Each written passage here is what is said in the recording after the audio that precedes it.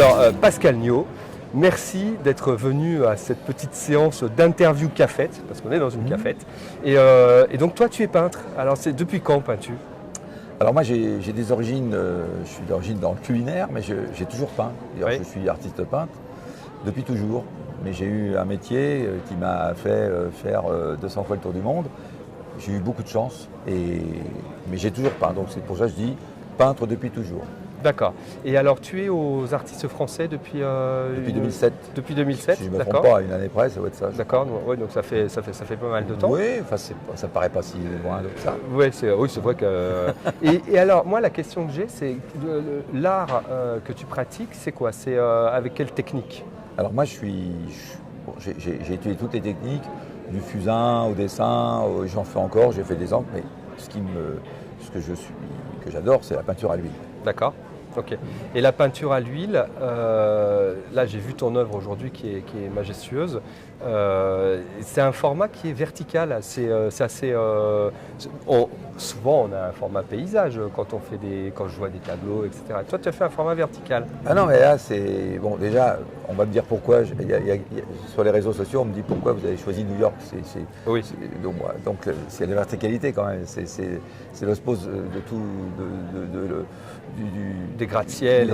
Et donc ça nécessite une toile en hauteur. Bon, après chaque maquette de toile, chaque projet de toile d'exception, on va dire, parce qu'on fait des toiles qui sont des toiles plus courantes, des toiles d'exception, parce que celle-ci c'est une toile d'exception. Oui.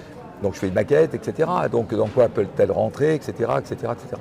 Donc après, bon, pour celle-ci, c'était cette avenue imaginaire de New York. Donc il me fallait absolument une grande pour que j'ai une profondeur et que je donne le vertige aux gens. Et c'est bien ce qui se passe quand on regarde l'œuvre, elle est vertigineuse. Et d'ailleurs, tu as eu un prix. Oui, alors c'était une surprise, j'ai eu une petite larme hier soir parce que c'était en plus une petite attachée de presse qui s'occupe de moi, qui vient m'annoncer ça, croyant que j'étais au courant, j'étais pas. Okay. J'étais là, devant notre tour Eiffel, là, c'était magique. Ouais, et puis on m'apprend ça, parce que là c'est du bonheur quand même, sur cet espace-là.